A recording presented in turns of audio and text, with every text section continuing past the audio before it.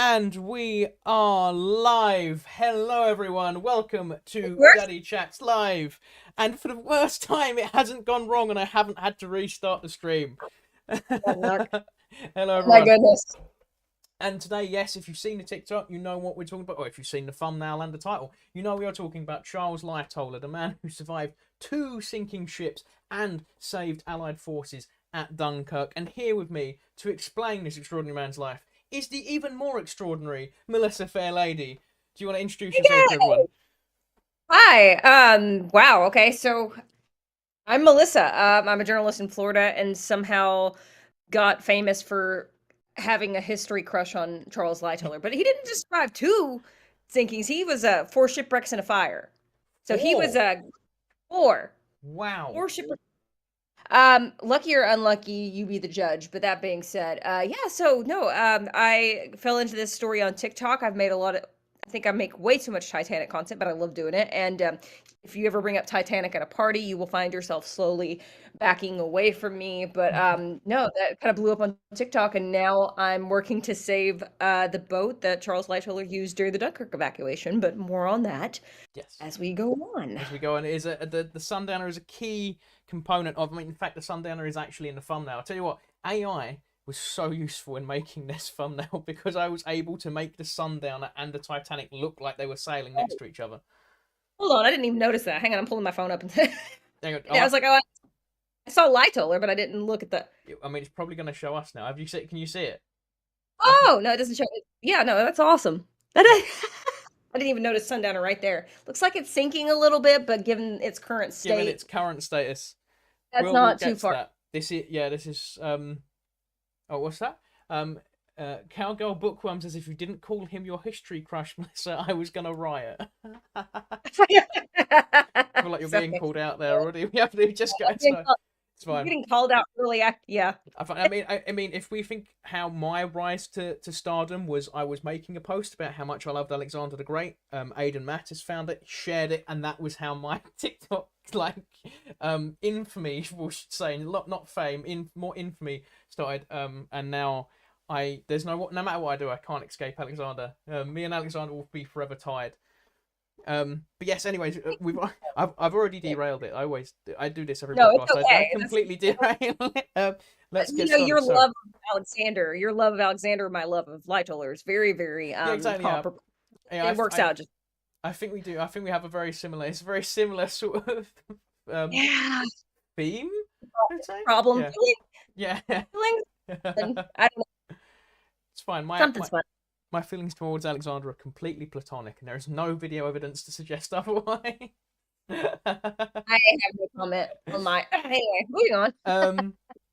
Anyhow, yes, There's definitely, he's definitely not the wallpaper on my phone, and it's definitely not that superimposed photo of the two of us on the wallpaper. that But was brilliant.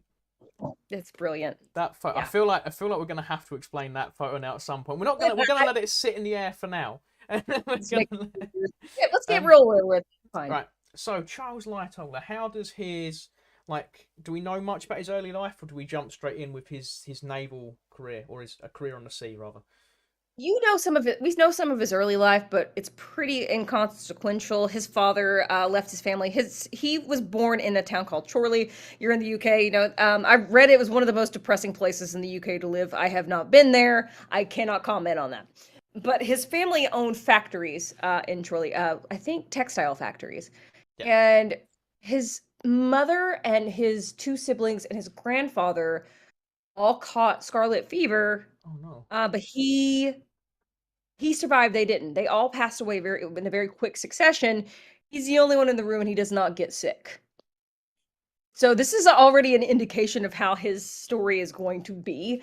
Everyone around him is dying terribly miserable of scarlet fever. He survives that. And his father eventually leaves him with his aunt, Charles's aunt, the father's sister, to go off and marry. This is scandalous. The nanny. Oh. He already had a child with, apparently. It gets real controversial. So he leaves Charles with his aunt and uncle and their children, and they move to his father moves to New Zealand with the nanny and the his half sister, and At the age of 13, on a trip to Liverpool, his uncle lets him go up on a ship of some variety. Mhm. In Liverpool, he just is like, oh, and so he's like, he doesn't want to go work in the factory, so he basically puts it out as an ultimatum or bluff. He's 13. I don't know how this worked, but he's like, I want to go be a sea apprentice, or I'm running away. And they're like, that sounds great. Go to sea. So he basically bluffed his way out to become a sea apprentice, but that's not a fun life. He's on these and this is like not like early 1900s. This is like 1880s, like clipper Ooh. ships climbing up on sails and Yeah. uh, watching his other apprentices get washed over the side during bad storms. And the vitamin C needed to prevent scurvy, which they have figured out. Yeah, okay, we need vitamin C.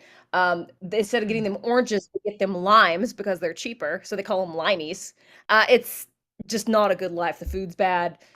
They're breaking into things, stealing food out of the cabinet when they can, but it's just not a good life. But this is just the beginning of Scarlet Fever, and this watching his other apprentices die. It's just like the beginning of this long life in which he is constantly nearly dying, but then doesn't for some reason or another. That's incredibly stupidly. It's just stupid fate. And that will begin the beginning of 4 shipwrecks and a fire for this man, and it is insane how close he comes to dying every time. But you can't kill him. You cannot kill this man. He really spent that was all of that was just really foreshadowing of like you're gonna get very close several times, but you're gonna make it out. Yeah, and yeah, it's just a constant theme, and that's one of the reasons the story caught my attention because I heard it. I knew he was, because I went through that huge Titanic phase that I feel like most kids go through I had early a on. I Titanic had seen phase. Night. Yeah, yeah, I yeah. had a So I Titanic went. phase. I remembered him vividly from A Night to Remember, but I didn't know the entirety of the story. And then I heard it on this podcast I was listening to about the Titanic, where they just kind of mentioned his role at Dunkirk. So I'm like, that's crazy. And then I start reading it, and I'm like, what in the? How have I never heard this story? How is this story not a movie? And that is what ultimately led to a TikTok video blowing up because I was so mind blown that as soon as I was on a business trip, I went to the hotel and I was like, I wasn't even going to make a video today, but and it got 2.4 million views. It's very weird That's how how both of our like us both blowing up on TikTok revolved around historical figures we had like a really deep interest in. That's really it, weird. I didn't even know how to explain it because it just started like I made a couple history videos prior to that because I like French history. I'm a big Napoleon fan too, and well, not fan, but he interests me a lot. Napoleon. And Napoleon, that My movie's my Oppenheimer. arch This is good. That nemesis. movie. Well, you are British. I Yeah, I yeah, understand. yeah, yeah, exactly. It's my default settings.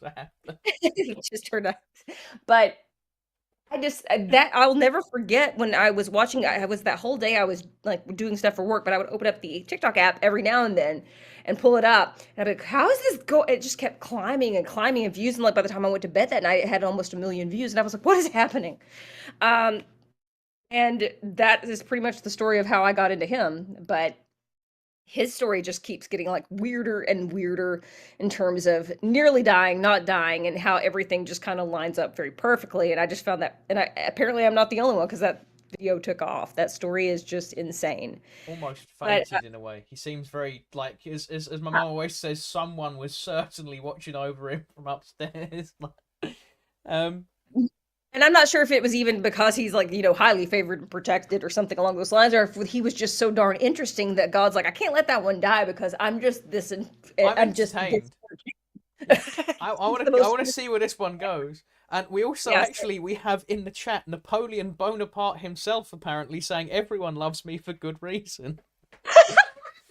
Why is he here? Hey, what's I up, don't know. Pony? I don't know. Napoleon regularly turns up in my chat, so I'm quite looking forward to when I reach super chat phase, so I can read super chats from Napoleon Bonaparte. Um, Hello, I Boney. think Alfred the Great occasionally turns up. That's the great thing about doing history live streams. Historical figures Yeah. just seem to have YouTube accounts. Um, anyway, so Charles is life at this point. Obviously, he's having quite a rough time as like an apprentice at sea. How does he get on to like take the stage of the Titanic? Is that his next step, or is there a couple of ships No, he's before that? he's So gonna he's gonna he's gonna have a change of careers prior to any okay, of that. starts out as an apprentice, and that's going to be like he's doing like the lines, the dangerous work. Yeah. But I think it's Primrose Hill. It's either the Primrose Hill or one of the earlier ships he's on, like schooner ship, that actually is going to come into port at Rio de Janeiro. And it's going to just kind of sit there because I guess, as he puts it in his book, that the Brazilians don't like the English much, and who could blame them? And I'm like, yeah, I get it. But at that point, this is another round, not to do with a shipwreck. Suddenly, everybody is swimming ship to ship to visit each other while they're like hanging out in the harbor. And a few days later, there's a smallpox outbreak. And people start dying on the Primrose Hill. And they're like, okay, they're like kind of quarantining everybody off. People are dying right and left. He never gets smallpox. He never catches smallpox. He's like one of there's not that many survivors left. So they're having to like dump sailors off the side into the ocean. And then they have to quarantine for a bit. But then it's on the way back, I think they're going to, if I'm not mistaken, Australia. And they see another ship, and this is just a captain being a captain. Maybe this isn't the Primrose Hill, but this is another ship he's on, and he runs aground. Like the captain is racing another ship and literally runs aground on a deserted island. Oh, St. Paul. Yeah, as you do. This was he gets sick a couple times between this, but he is on this boat. They crash. It's a bunch of men. His head narrowly misses getting hit, as he says it, with a some sort of machinery that falls within 6 inches of his head and nearly kills him, but it misses him. And they get stuck on this island for 6 days. And they're trying to catch people's attention. They're eating all the chickens that they have left, and they are stuck until this itty bitty little boat sees them and comes, and it's this guy. It's a captain. He notes that he only has like 4 people. There's like 40 guys on the beach. He doesn't have that much room, but he finally is just like, if I leave these guys here, they're gonna die. So what does he do? Starts throwing things out of the sides of his boat and stacking them in like sardines.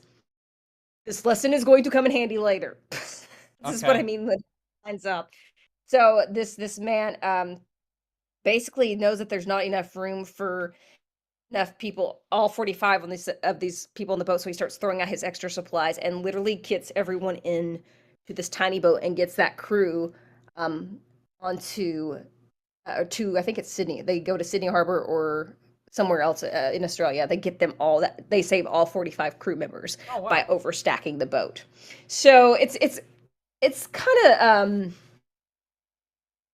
one of those almost dying but not quite things. But he never learns his lesson, and he just keeps going back out to sea until this last time when he's on another crew with a guy they call Bully Waters. I'll never forget that name. Nobody likes this guy. He said he claims 2 deaths, but what it really was 2 people shooting themselves in the head so that they wouldn't have to deal with the guy anymore. He's just this horrible captain, and Lightoller is one of his first mates. And they're on a cruise off of I think it's French New Guinea at the time, and there's a bad storm, but they can't get to the shoreline to save them, to pick up the stock that they're supposed to be picking up. And he basically dares Lightoller to get in a boat and see if they can get to shore. So Lightoller takes a couple of midshipmen with him, and it overturns in this terrible storm. And literally everyone drowns, and Bully Water starts freaking out because he thinks, well, I'm going to get in trouble for killing all these sailors. Oops. Yep. Except for the fact that there's one person who's not dead. Of course, it's Lightoller, who is trying to swim in between the waves. He had to promise his aunt when he went on his sea apprenticeship, he had to promise her that he would never drown. That was the big, I had to promise that. So he's trying his best to swim in between the shores, and then his pants start weighing him down. So he strips off of his pants and like just lets the waves carry him onto shore, where he just passes out, pants down on the shore, where he's found by a couple locals who were like, there's a corpse on the beach, and then they realize the corpse is still breathing. He pulls his pants back up and he just wanders around kind of hazily until he runs into some sort of shop that's owned by a bunch of French guys. And when they find him, finally, they go on shore looking for the sailors.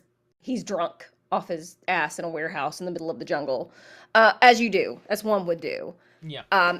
all over. So I was like, okay, so that's number 3. He nearly drowned.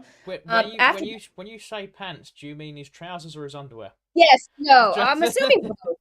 Oh yeah, I always forget. No, sorry, his trousers were down. I'm assuming I didn't. If there everything's weighing him down, it could have been both. I don't know. But fair. yeah, no, his trousers all the way down, the ankles, weighing it down, and I guess he was trying to strip off of them, but it didn't quite work. So they just found the corpse, quote unquote, with the pants down on the beach, nearly drowned. But then they just fixed it by getting him drunk. I don't know why, but having like still having his underwear on, but his trousers on his ankles is seemed like a funnier image than like just being having a full lower half nude. I don't know why. The full Donald No, Duck.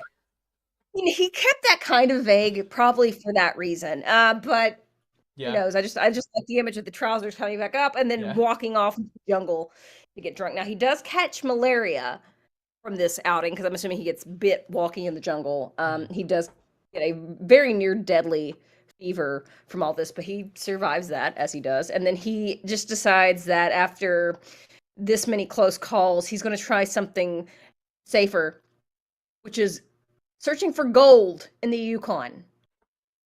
I don't know how we went from one to the other. I don't know how that was the next logical step, but he was just like, I'm going to go out to the Yukon.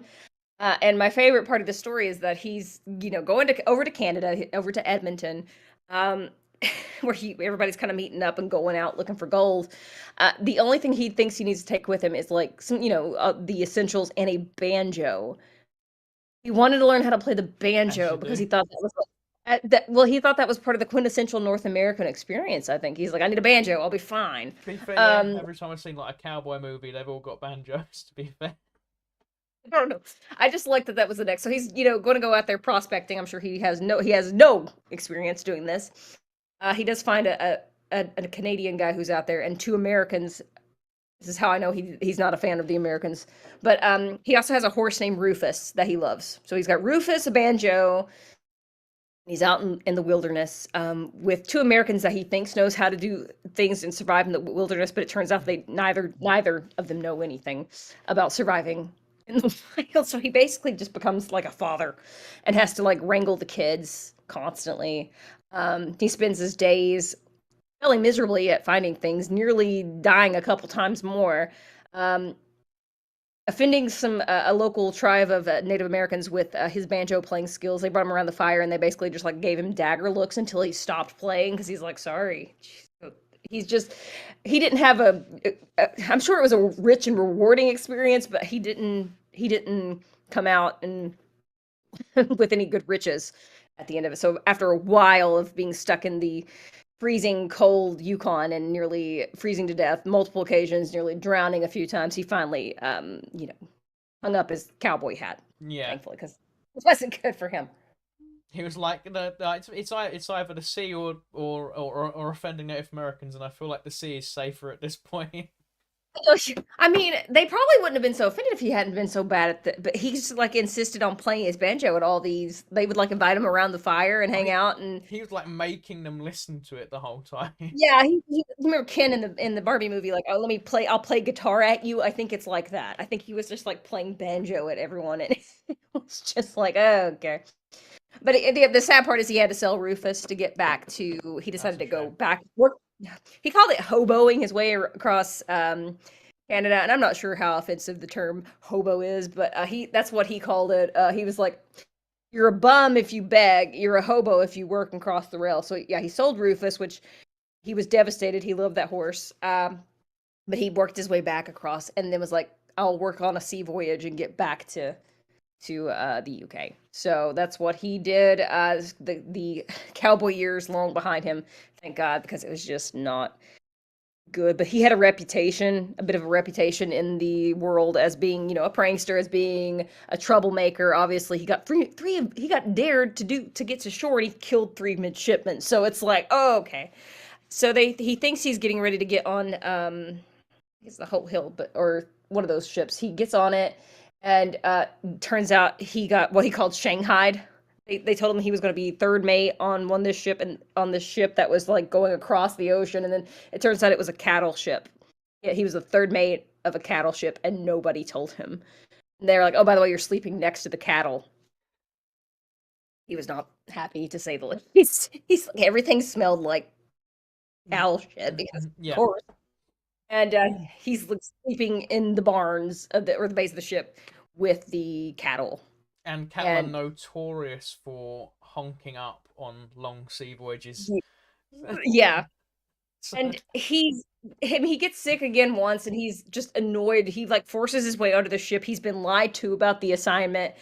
He is sick once more. He catches another bout of malaria, or his malaria flares back up at one point, and he gets on that ship and he stays on it for a year. He still works his way across, but he's just the entire time thinking, okay, if I can get through this, then I will go to a line that has a better safety rating. So he does this. He's like, I'm going to finally make the move and go to like a place where they prioritize safety of everyone aboard. So he goes to work for the White Star Line. Um, he's like, let me just get on here and this will be great. This is why I say he's either the luckiest guy in the world or the unluckiest, and I can't decide. But after that cattle ship stuff, he starts working for White Star Line on some of the ships on the Australia route. He will get in a lot of trouble in Australia. That's just something, I don't know if it's, he's very notoriously pranking other crew members. It's one of his favorite things to do. He has a lot of write-ups for slipping and sliding around on the bridge deck, nearly bumping people off the side. One rogue wave and it's all over. But that's probably in 1900. He is on the Medic, which is one of the Australian line, one of the ships that the White Star Line sends to Australia. And that's when he decides, it's not even really Australia yet at this point. That's like New South Wales, and it's not even January 1901 yet. So yeah. this is during the Second Anglo-Boer War. The second Anglo. So he decides to commandeer some people for some like the best prank he's ever going to pull. In which case he recruits two unknown midshipmen. We don't know who they are. He never names them. He at least goes ten toes down for his homies. He doesn't snitch on them. He gets them into a boat in Sydney Harbor off the Medic, and they go out to Fort Denison in the middle of the night, which is it's like on a rock formation in the middle of Sydney Harbor, and they have a flag that looks like they've got printed calico and they've painted it to look like a Boer flag, and they're gonna pull it up over top of the fort. While Lightoller scales the fort on the lightning conductor, gets up there, gets a very, very long fuse, lights the cannon, and they all jump back into the boat and row back to shore. They think for a second it didn't work, except for the fact it does go off. When they're back close to shore, they have set off a cannon that is so loud that it wakes up most of Sydney Harbor, who thinks they are under attack in the middle of the night. So committed to this was he that he had a letter of resignation in his pocket in case he got caught, so he could just, I don't work for them anymore. Don't hold it against them. And they make it back, and this thing makes the newspapers the next week. At which point they're like, the mystery of whoever has set off of the cannon at Fort Denison has remained unsolved. And then they say they're sure it must be a prank, and it's mad-brained business, which I love that description, because he keeps a copy of this article for the rest of his life because he thought it was hysterical that they called it mad-brained. So he keeps that, but then the Australian authorities have no clue who it is. It takes the White Star Line less than 5 hours to figure out who did it. They're like, because yeah, no, this sounds like one guy. They're like, I know who it is. So they pull him into the office. He's getting ready to resign, and he says he's getting the write read to him, like they're ripping him a new one. And then the guy who got him on the carpet starts cracking up. He says, "Give me that," and he rips up the letter, throws it away, and tells him to behave himself for the rest of the time. So they actually take him off the Australia route for a while. For obvious reasons. But then what's funny is that he ends up getting put back on Australia as a punishment. They put him back in 1903 on the Australia route as some sort of punishment for something else that has happened. Although he never says what that was. He says there was some other. So they put him back on Australia because he probably did something else. Who knows? He never specified. So they put him back on the Slavik, and that's where he meets his wife. And Sylvia when she's going from Britain to back to her home of Australia. I like that he turns a punishment voyage into, getting married in 6 days. See, this was supposed to be He got married in punishment. 6 days. 6 days.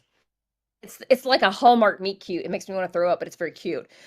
Sylvia was born with a club foot, so she walked with a cane. She was really like fast and spiffy with it, but she I think you will never be able to convince me she didn't do this on purpose.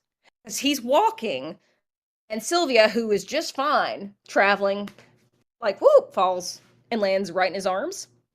Oh yeah, that's yeah. I was like, homegirl, come on now. So she's like, haha, oops, sorry. Not embarrassed or anything, just kind of laughs it off. And at which point, he just kind of takes it and runs with it. And he's like, I gotcha. Just carries around the ship. And then he asks her, okay, so when are you going out for dinner? When are you having breakfast? I'll come back and get it. And every time she goes out of the room, he's always there waiting on her to pick her up and carry her around the ship. It's disgusting. It's cute, but I was like, oh, come on. 6 days. So the guys on the ship start making fun of him for carrying this little girl with a cane around. And one of them uses a very, not nice, I think they use the term lame. They call her lame. And they said, why don't you marry the lame girl? And instead of, punching the guy in the face, which is what he should have done, he's like, okay. And he just walks off, gets off the ship, marries her, and comes back with her. And he's like, okay, now call her that. She's my wife now. I'll punch you in the face. It's very oh, that escalated very quickly. I was like, I don't want to use violence, but I'm gonna show you how dedicated, how bad. Just imagine he's like, imagine how bad the violence is gonna be if I was prepared to marry her first, so that I could full on in the face. Yeah. I want the excuse to defend her honor through an old school marriage. Why don't you marry that? Okay, bet. It's Gen Z energy. It's what I'm like. That is the most 6 days. Okay, let me just marry her and bring her back.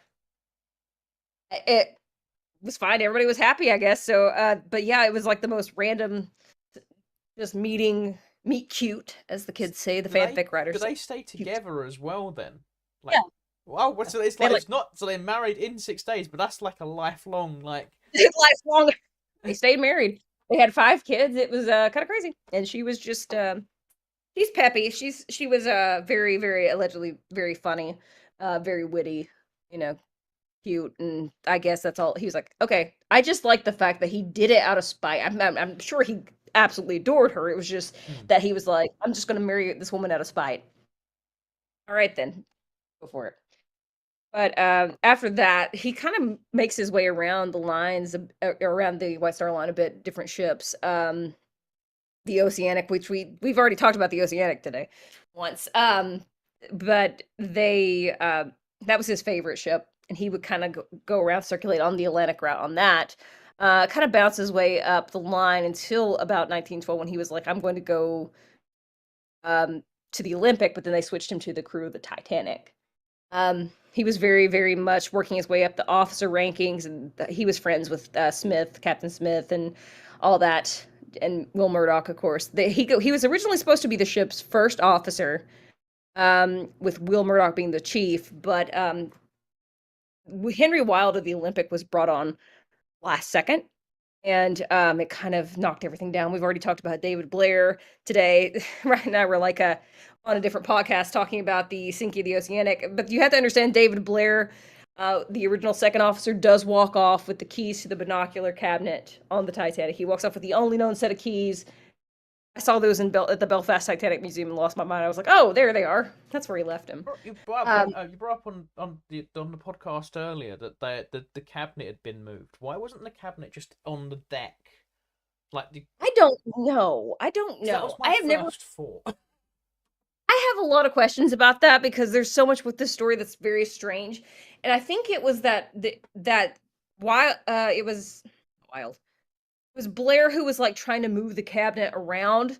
They had put it in his room just as he was supposed to be over the distribution of the glasses, I think, which is why Charles Lightoller couldn't find it. He's like, well, I'm supposed to be giving people glasses. I'm not sure exactly, but it got moved around, and then everything in the hustle, Blair takes the keys with him, and then boom, there's no binocular cabinet. Nobody knows where it is. They had one set of glasses that was just getting passed around, which is incredibly annoying. Although you have to ask in the middle of the night, would it have made a bit of difference? Probably not. Frederick Fleet thought it might, but it's going to be so pitch black you can't see anything. Um, there's nothing that will scare you more than like if you just like sit and watch a TikTok or a video of somebody out in the ocean in the middle of the night and how dark it is. I saw like And I can't remember what sort of like vessel it was, but it was one. They had one of those like massive like Batman level searchlights, when they were just sitting there yeah, and they were shining it, and that you could see the ocean. And it wasn't. It was like this green water, and it wasn't going below the surface. And then they lifted it up to show you, and the light dispersed into nothing. Like the light was shining, but it was just black. And I was just sitting there. I was like, I think I would just sit in the I'd just sit in the cargo hold and cry at that point. oh my god. Yeah, no, so that they move those around and it's just chaos in that. The Titanic probably should have delayed leaving, not just because of like the coal strike, but they weren't done with the Titanic. Like they were still painting, still putting furniture on, still dry. That's the reason they talk in the movie of like, oh, it's still I could still smell the fresh paint because they were still painting until it left Southampton. It was insane how unready they were for this trip. But It's I fine. What could go absolutely wrong? what could possibly go wrong when the way he describes it was that it was a perfect circus, a perfect storm in which every single thing that led up to it allowed everything to go wrong in the most inconvenient way. So I actually just went to the Belfast Museum and I got to see the ship that they had at Cherbourg, the Hmm. Nomadic. Is the last surviving White Star Line ship and the last ship designed, or the only surviving ship designed by Thomas Andrews. Hmm. And it was just that's the little thing that ferried passengers off the coast of France to get on the Titanic. And it's just like everything was perfectly fine until it wasn't, but there were all these signs that things were going wrong. Mainly like the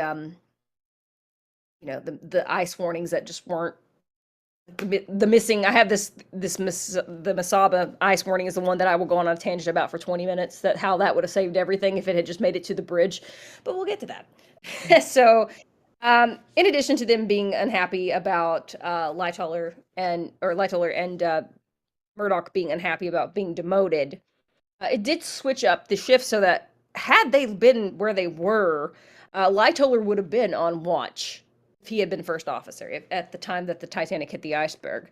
I don't think anything would have been done differently, but sometimes I wonder. But that night, I think if I'm forgetting anything, it's this big story. So the day before all this goes down, the wireless, the Marconi has broken. That was the wireless machine. They've been sending out messages for passengers, first class passengers, sending them up through Cape Race to send them over to New York. To get to New York, it's basically texting, but it takes 2 days. Um, it's kind of crazy.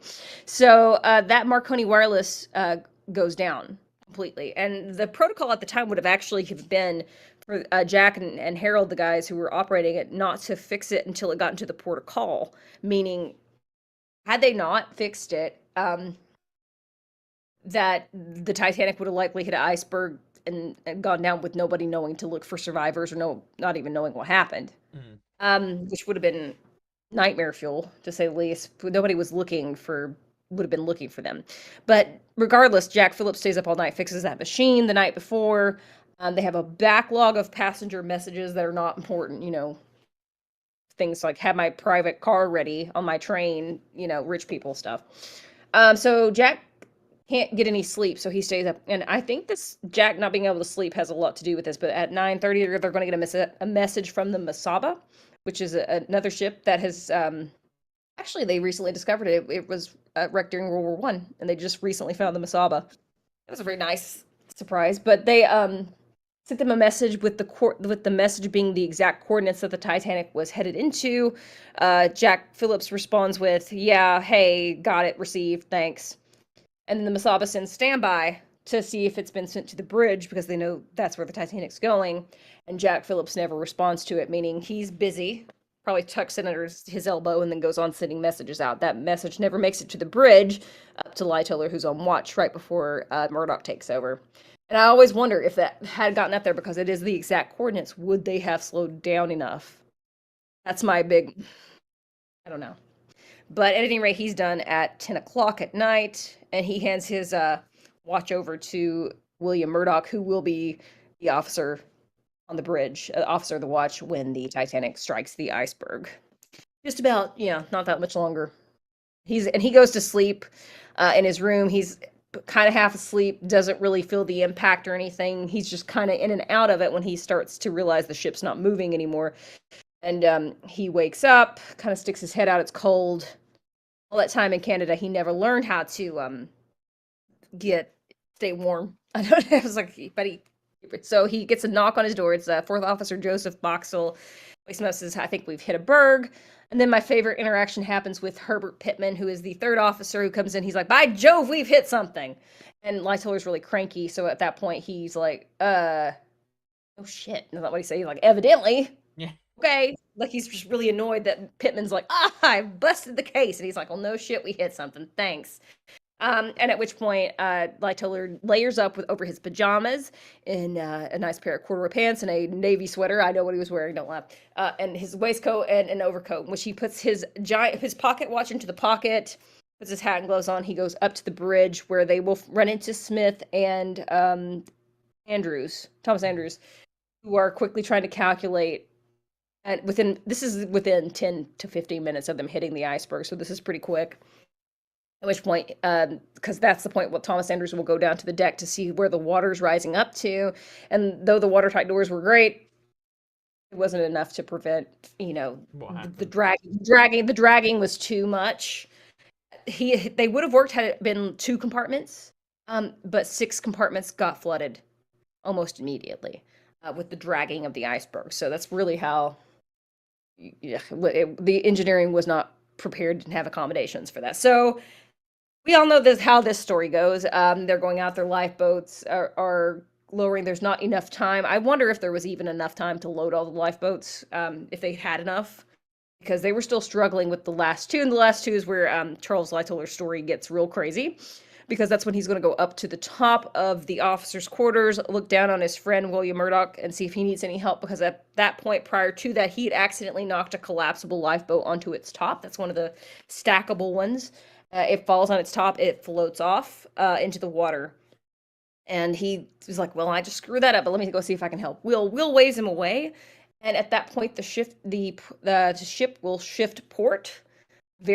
Probably because either, like he says, he thinks a bulkhead gave way, but something happens, and because all the coal was moved to that side because of a coal fire out of Southampton, they had moved the rest of the coal over to port, so it just immediately weighs it down more. So it actually shifts port, and it throws him into the water, which is very cold. He said it was like 1,000 knives stabbing him all over his body, which James Cameron would cop that line out of Lightoller's autobiography and give it to Jack in Titanic. He tells Rose, "You don't want to jump in that. It's like 1,000 knives stabbing all over your body." At any rate, he had to either think, am I going to go with the crowd and run up toward the back of the ship, or am I going to fall off into the water?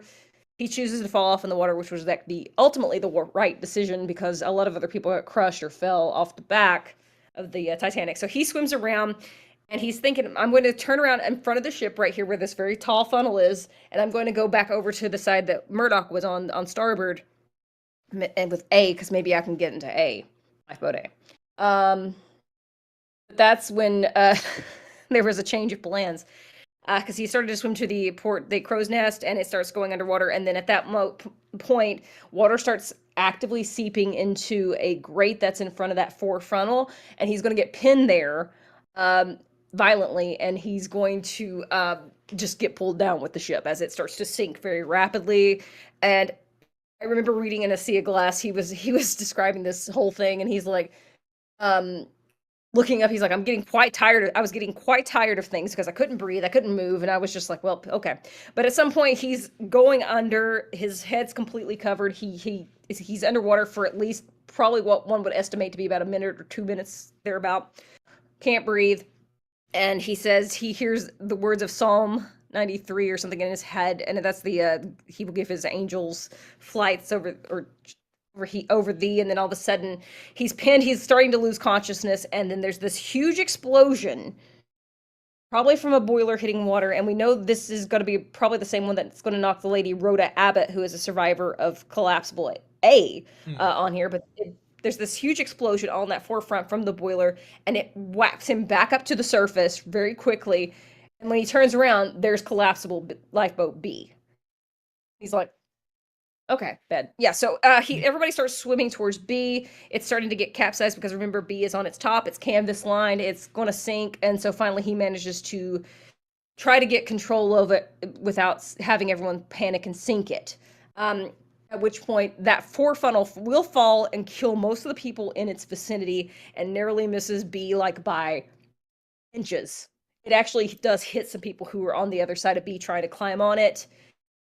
And Charles Lightoller was like, well, I almost died again. Great. Okay, so this is like 3 times in one evening. He's come very, very close to death. He's going. And he's like, well, okay then.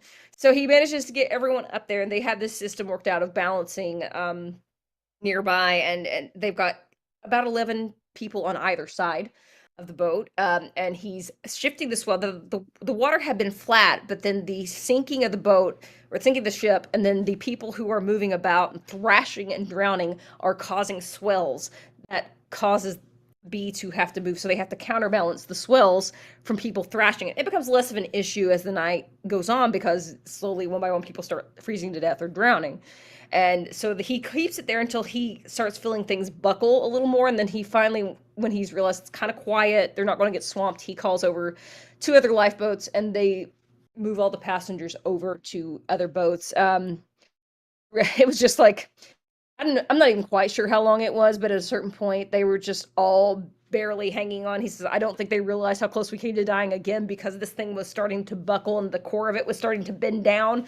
And he's like, okay, we got to get off this thing. But it was just, 3 times in one. I would have been done by the second time. I would have been like, fine, just take me. I'm done. But like he said, it was just getting tired of things. And he just gets exploded right back up to it next to a lifeboat. I swear God just is entertained by this man. He just wants to keep, I'm keeping that one alive because this one is fun to watch. Like, whenever this guy goes anywhere, fun stuff happens. I want to keep him going. Also, we got a couple of comments in from the King. The Titanic is the greatest movie ever made. I shockingly haven't seen it. It's I think I've seen it when I was very young, and I remember parts of it. And I actually know the alternate ending better than I know the main movie. And we also got from Cowgirl Bookworm. You and I both have our issues with Cameron. So Cameron, he went a little cray-cray with the truth there with the crew. He makes he takes Officer Murdoch and shows him shooting himself, which is basically that's based in such yellow journalism, and there's no evidence at all that even happened. It was like so disrespectful to take this yellow journalism to a man who has family members who are still alive and be like, yeah, here you go. And he also made Lightoller look like a lunatic. But she doesn't like Lightoller, I can tell, because he's talked about him in documentaries, which I get it. He's pretty I never realized how polarizing Lightoller was, the Titanic figure. But the movie itself, yeah, it's good. Although I've more appreciated Leo DiCaprio than I did anything in the movie at that age when it came out. But I feel like A Night to Remember is the superior Titanic movie. I said it. That's a fair statement. I have no skin in the game on that one. You're like, I don't know. I'm just going with whatever she says. Yeah. That's literally what I'm doing. It's like, I'll just go with whatever you're saying. Oh my gosh, no. Yeah, that's great though. I get Cameron gets a little too in the weeds with Liberty sometimes. Not all of it, but sometimes. Did you see he got so angry at people saying that Jack could have got on the raft that he did a whole documentary to prove he was right? That's what and I remember when that came out, I was like, that's what you're worried about? You literally had all these historical inaccuracies in terms of showing a man who killing himself, literally shooting himself in the head who did not, to the point that people actually think that is factual now. That's what you're worried about. Okay. Cameron and I have beef. He doesn't even know who I am, but we have beef. It's on site. It is on site when I see James Cameron. You're gonna be on a red carpet premiere one day. I'm just gonna be watching it, just see you lunge over, just smack James Cameron in the face. Just be like, who are you? Be like, this is personal. Worth it. Worth the jail time. All right. Yeah. Anyway, nah, it's all right. But yeah, so that's kind of how I look at it. But he anyway gets everyone kind of organized into different lifeboats. They get on the Carpathia. It's just sort of a he's looking around. He's now in charge. Like his entire life, all this man wanted to be was a captain of a big ship. And for the first time, he is now in charge of a crew because everybody ahead of him is dead. So it's his crew now. He's in charge of the Titanic. So he's the senior most surviving officer. He is the last person rescued by the Carpathia because he stays out until everybody else is on. True leadership. True leadership. I think he doesn't sleep much, apparently. Although he has to kind of, Jay Bruce Ismay, the chairman of the White Star Line, jumped on a lifeboat. Everybody's coming after him. I do think it's kind of sweet that Jay Bruce Ismay felt like a horrible human being because he survived, even though he's the one who jumped in a lifeboat. But he's rich. He's not equipped for the world to be angry at him. So Lightoller's like, they're there. And just, he has everybody else working, but when it's Ismay, he just tells Jay Bruce Ismay to take some, like, they just let him take morphine and knock himself all the way to New York City. But unfortunately, as soon as they get in New York City, they're going to get served papers to be at the American inquiry because very rich Americans died on board the Titanic, and that will get the government involved very, very quickly. It's not that it was Americans, it was that there were very rich Americans on board. So, ta-da! Anyway, I'm looking at the chat now too. Oswald says Jack could have survived on that door, and maybe he could have, but buoyancy. We'll see. But that Titanic part of his life is kind of sad. The post aftermath, mainly because he's going to be involved in all those inquiries. He can't work. He's basically grounded by the White Star Line. He's just waiting and waiting to get sent back out. But it's going to be a long time because he has to do all these testimonies and all the. It's just horrible, and the blame that is put on the men. The crew, even though they're not the ones calling the shot, is palpable, and the White Star Line just kind of refuses to let these guys go up the ladder. I feel like if World War I hadn't broken out right after this, he probably wouldn't have had a career with the White Star Line much longer. I think that kept him on a little bit longer, but then after that was over with, he was like realizing they weren't going to let him climb the ranks anymore. After that, they wouldn't let anybody. They kind of kept everybody from the Titanic down and out of the public view because they didn't want to be associated with it anymore. Yeah. And eventually, he goes on the Oceanic, which we talked about on Ross's our podcast that's coming out later. But that's basically that ship runs aground. That's his favorite ship. It's not his fault. He's not on the bridge when that happens, but it is the guy who stole the binoculars keys. It's David Blair. He makes some miscalculations after some confusing information, and thus the ship runs aground kind of outside of Shetland in Scotland on the way to Norway. That's his favorite ship. It gets run aground. So there you go. The 4 shipwrecks. He also survives a fire at sea, but I didn't get into that. But he's if it was run aground, lucky. Does that mean that they managed to salvage it, or did they just leave it?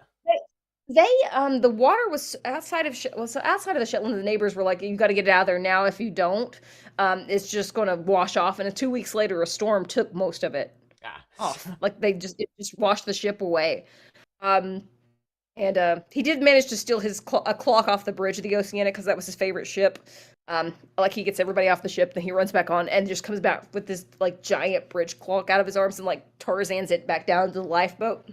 But the ocean knocks the Oceanic out to sea, but you can still see, I believe, if you're out there in the waters, in that reef area, you can still see the engines of the Oceanic. They're still, and the propeller, I think, is out there as well. Some of it was salvaged, but most of it washed off. So, as storm, sadly lost. Right. And before we head on to obviously, perhaps other than Titanic, his most known antics, thanks to Christopher Nolan and the Dunkirk films.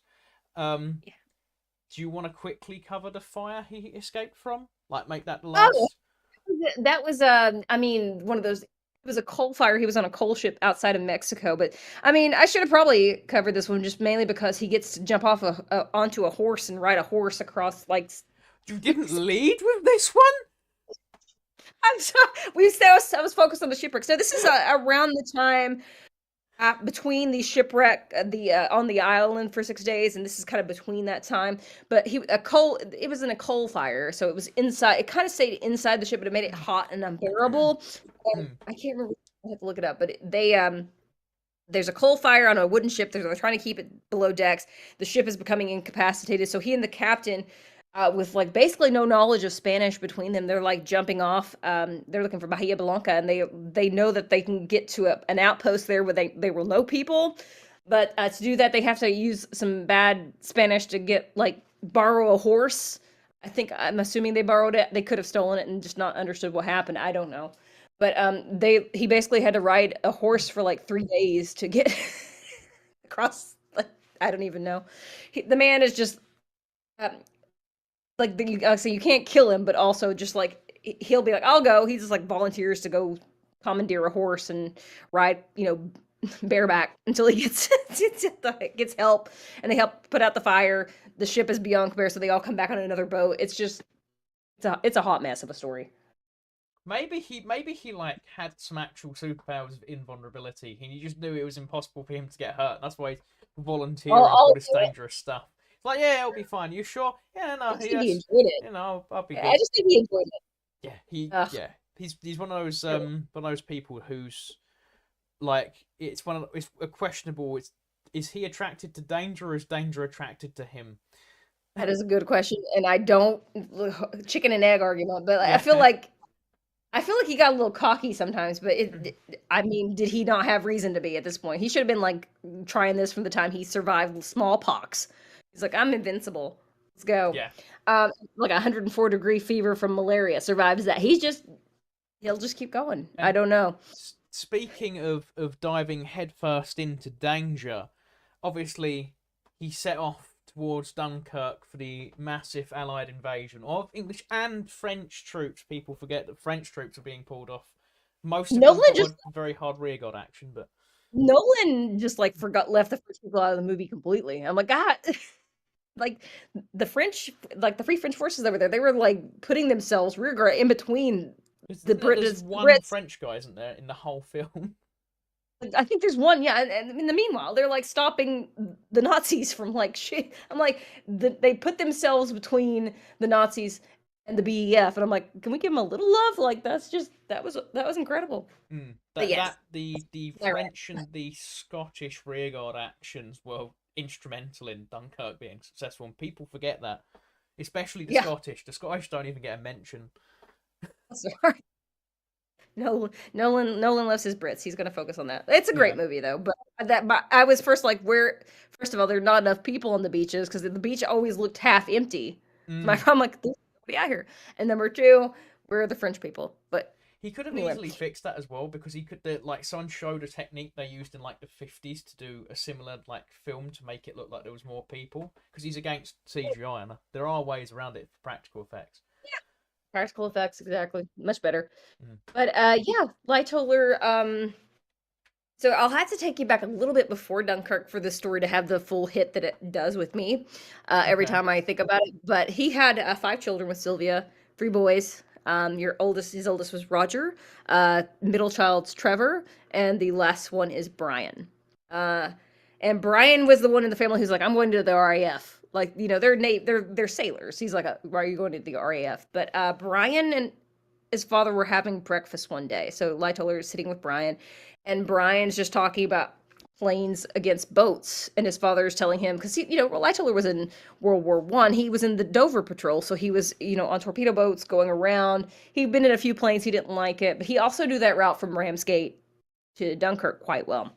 But they're talking about the Nazi war machine, and he was like, "Oh, you can avoid those easily because if you don't have a gunner, all you have to do is keep an eye on the nose of an airplane." He names this very specific airplane, um, and that the nose will dip 7 degrees when it's locked in. This is just a Mm. random conversation over breakfast one day. But Brian is actually one of the first casualties of World War World War Two, yeah, two and RAF. He's one of the first RAF, excuse me, RAF casualties during World War II.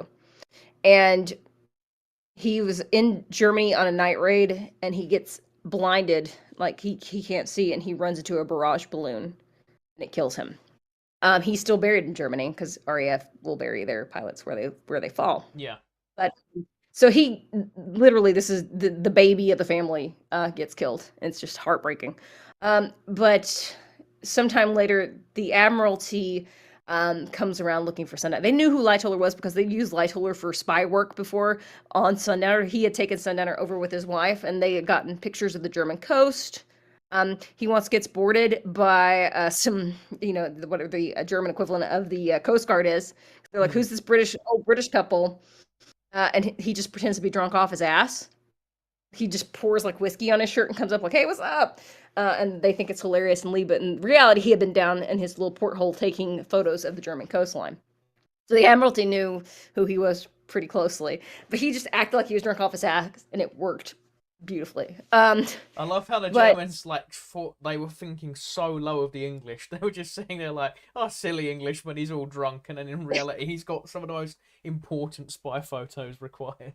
And then I think the thing that got the German Coast Guard's attention though was that Sylvia was like, I need something to do on the deck," and she peels potatoes.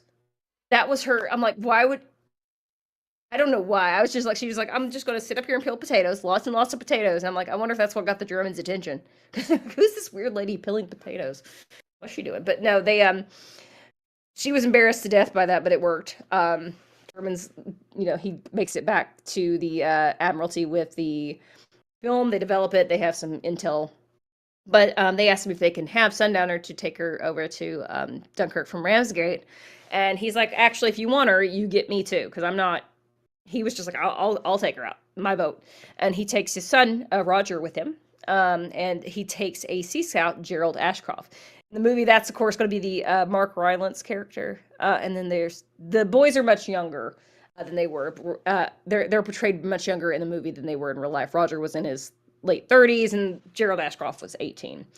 So they take the journey over. Sundowner is a boat built for 20. It is was built in 1912 originally. Good year for Lightoller, I guess. I don't know. It's saying 1912. How fun.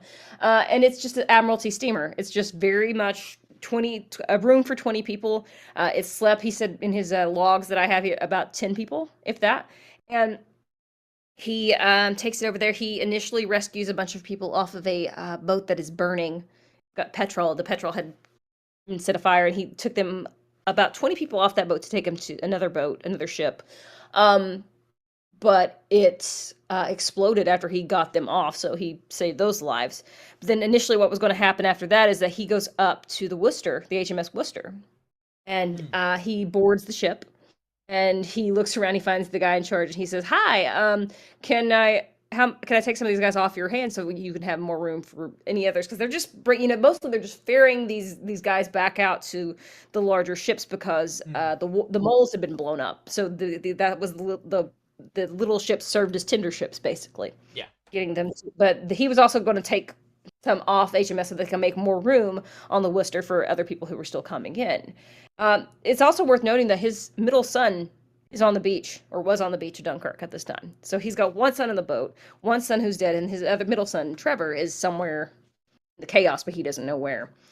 So he gets on the Worcester to see, and the guy on the Worcester says, "How many can you take?" And Lightoller's like, he knows it's about 21. He says, "Oh, about 100. Lies." And it just goes back to that story where he was, where all his guys were packed onto a boat after they've been shipwrecked. This guy like starts throwing things over the side and starts putting them in like line by line, just to get them all on board and get them out. He starts fitting them in, but he makes everybody throw away their weaponry. And so that's met with some grumbles. They don't want to, like, we're not going to have any guns, and there are Germans everywhere. What are you doing? So they throw that in, and Roger's downstairs, and they keep pushing him back. And I've been in this boat. It is not, even with the stuff, the walls stripped out of it and things like that, it is not that big. So you had to imagine that they were just like arm in arm, sitting like straight, piled up like sardines. It's how the only way they could have done 120 people. And he holds it around 120.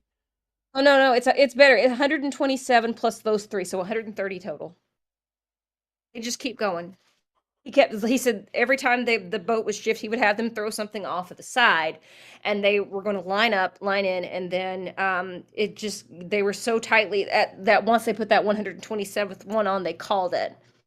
And that's the point where they're like, we're good. Okay, so nobody could move. That was quite miserable. They were all sick from the water. It was very choppy, apparently. And so that's the point when Lightoller calls it, and so you have 130 total on Sundowner heading back out of Dunkirk.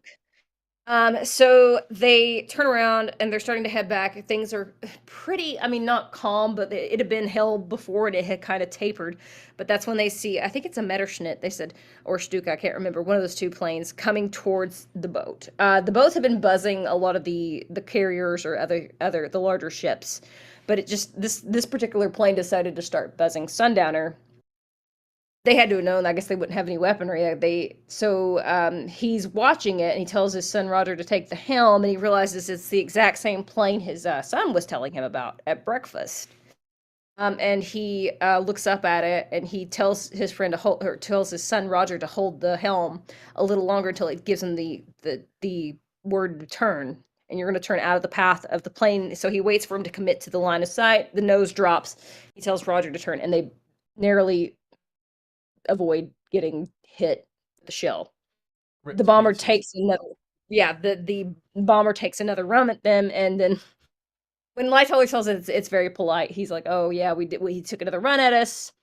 And then he went off on the third to go. The Worcester started moving, and when the Worcester moved, that distracted the plane, so he decided to go buzz the Worcester instead. But according to Gerald Ashcroft, the skipper, Lightoller was very much cursing out, whatever you want to say, the German and the plane. He was like, "You bloody fucking Hun!" Just like cussing like nonstop at the pilot.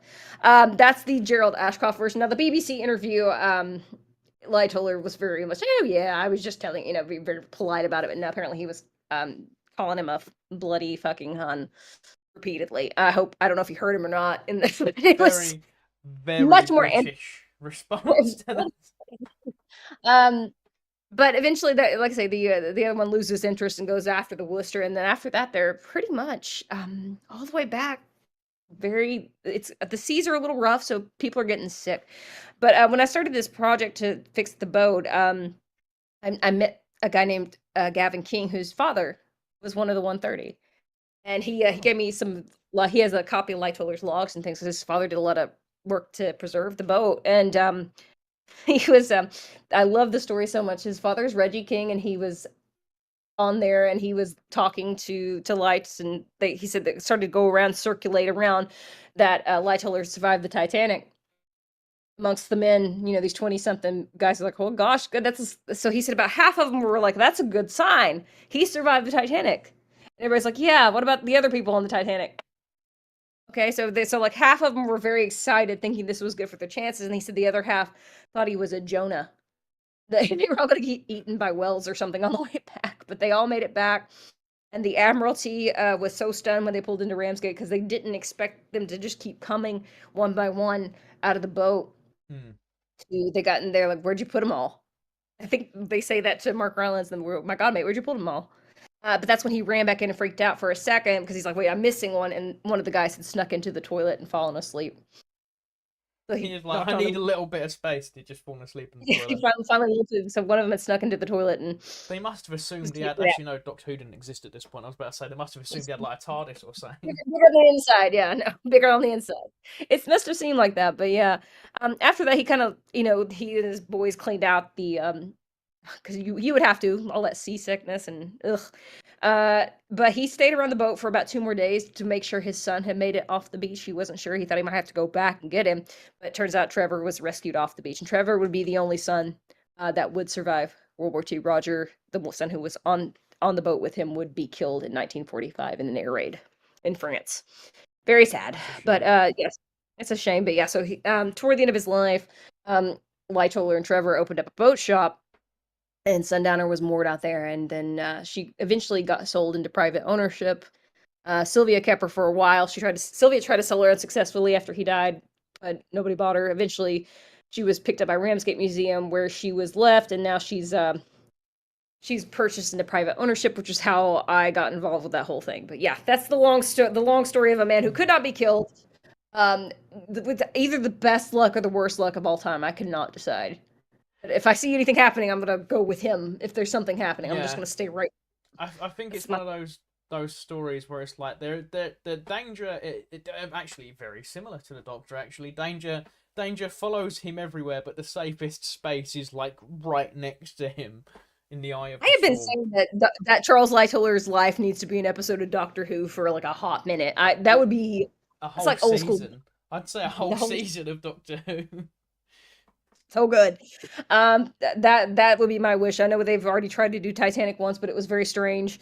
But I would watch. Yeah, yeah, that would have been like a significantly better series than some of the ones I've seen recently. So I'm here for that. If they ever want to do that, is it Russell T Davies running it now? Call me, guy. I got Yeah. ideas. If you're watching, I mean that could be so interesting having like because the yeah they had like Titanic in space. You could have very easily like the Doctor just keeps running in like how are you still alive, and then it like turns out how are you not dead? I don't know.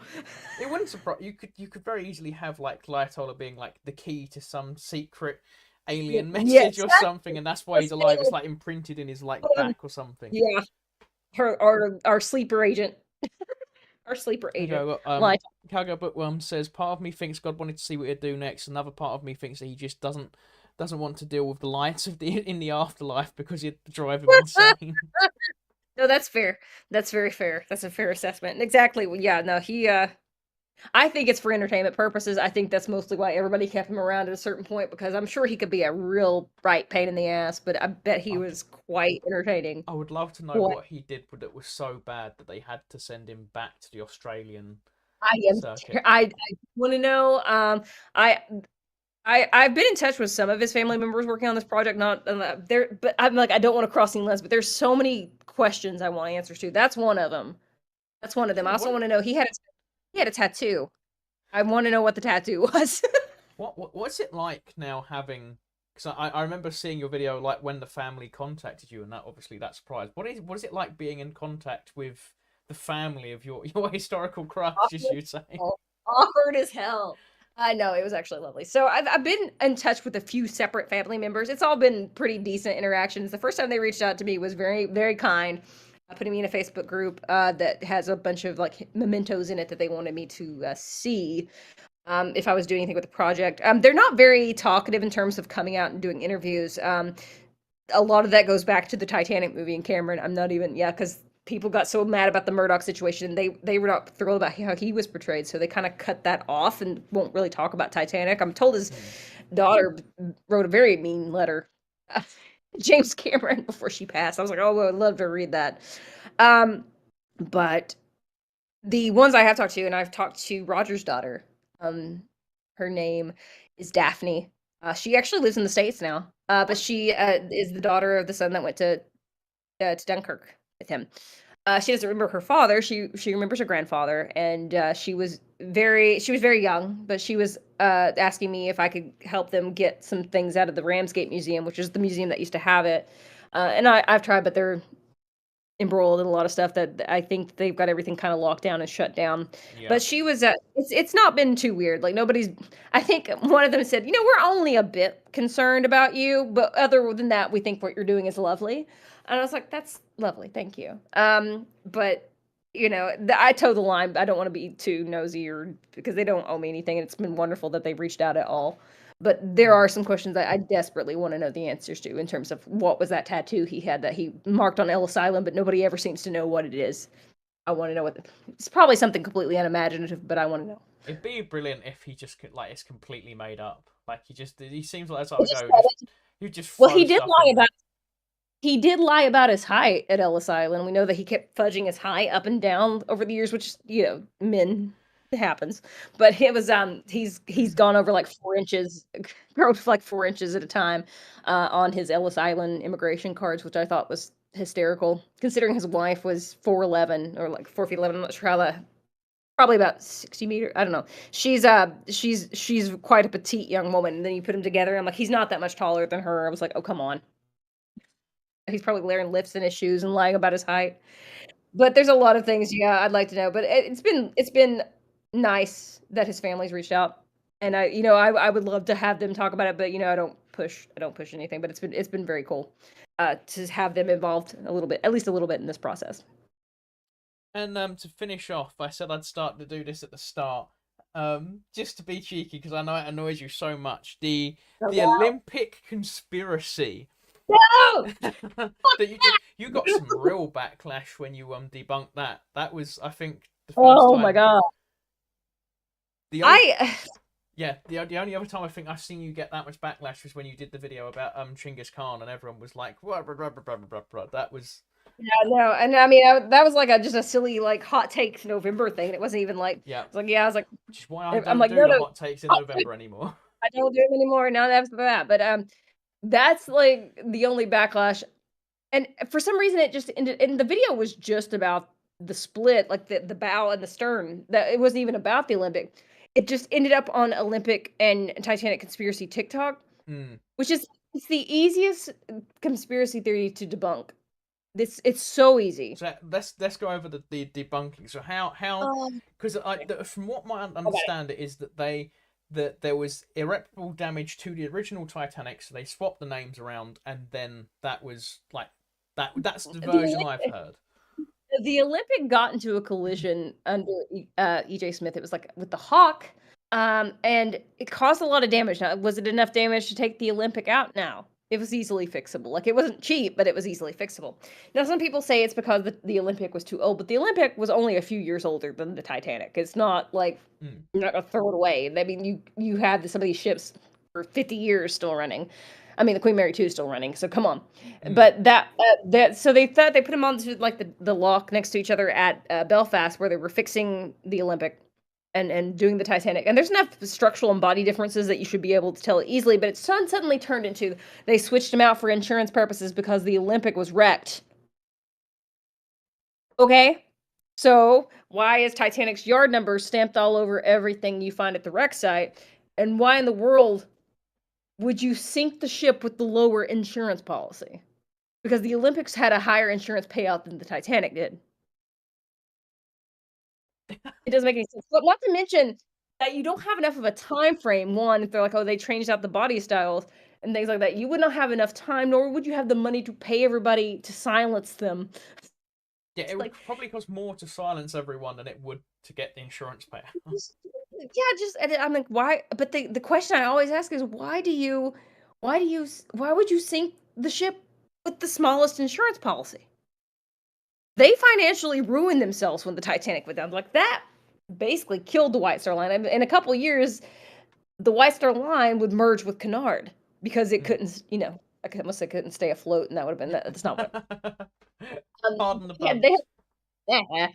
but they had to merge together. But it just doesn't make a bit of sense to me. It never has, and I'm like, I don't get it. I don't understand how that works, but It's one of those conspiracies that only works if you have a very, very basic knowledge of Titanic.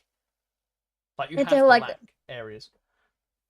I mean, there's a whole book. There's several books that like easily debunk it, but I'm also like, there's also like it was a hit on the Federal Reserve, so that America could start the Federal Reserve by taking out John Jacob Astor, and I'm like, guys, John Jacob Astor was the idiot in his family. He was rich, but only by inheritance. The man ran around. He had just knocked up a teenage girl, and he was writing science fiction. His family was horrified by this guy. He wasn't like he had no position of power in the family. He was just he was, an heir who was just running around and having fun. So taking him out doesn't do any good. Spoiled rich kid It's, syndrome type of geezer. well, but yeah, like I'm like, what? Well, so you take out like 1,000 people to take out 4 people? That is the worst hit I've ever heard. Those theories are just they drive me insane. But that's the Olympic one is just so especially confounding because I've had people just like so passionately argue with me about it's clearly it's insurance fraud. I'm like, but why would you do insurance fraud that wrong, that incorrectly? Yeah, if you're gonna do it, that's not how you. They would have dragged the Olympic out and been like, okay, we're gonna sink the Olympic then.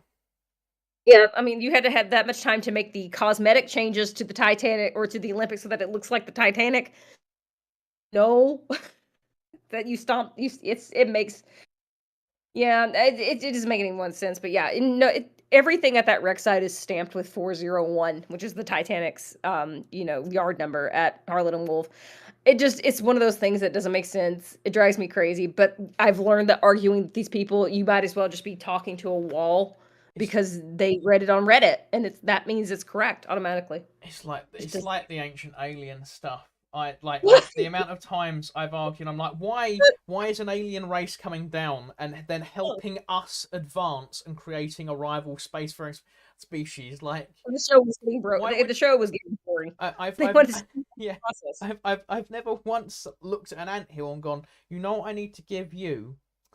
Technology. I've never like That's the last thing to get the ants. No. Oh, yeah, no, it's one of those things that people believe it so vehemently, but when you really just talk about it or even, like, think does about it, does remind me if you've seen the most documentary those flat earthers did where they're like trying to prove that there's no curvature and they have the Yep. two holes and then the guy's filming it is like if there's no curvature we'll see the light but if there is curvature he'll have to lift it up and then they're trying to film and they're like we don't see the light and they go can you lift up the light and he lifts it up and it all they proved the curvature in this flat earth documentary and it went viral and it was the most beautiful thing. So sitting there and then they go, okay, well we've got to debunk what we've just proven. It was just hilarious. But That was um, amazing. now we've reached the end of Lightoller's story. Before we go, do you want to give the people some links of how they can help save the Sundowner? Yeah. So, one way we can do that, one, you can just help my sanity by not supporting any conspiracy theories. But number two, so we have the long story is that these two guys in the UK have one has purchased it, the other one is building it.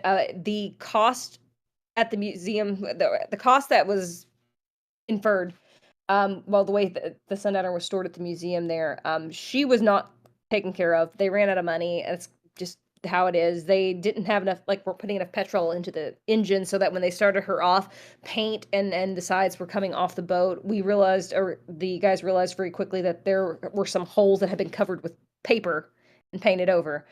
So she was in horrific shape. So when they got her back to the boat shop where she's going to be taken care of, they realized the damage was much more significantly terrible than originally thought. Mm. So we're crowdsourcing to save her because she wasn't a trust. Everybody's like, why don't you just put her back in a trust?